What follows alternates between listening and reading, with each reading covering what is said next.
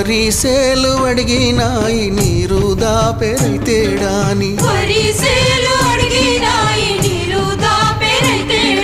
పత్తి సేలు అడిగినాయి నెత్తురు జల్లెరైతేడాని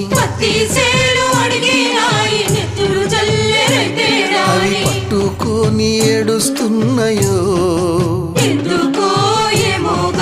తుల్లి తుల్లి ఏడుస్తున్నాయో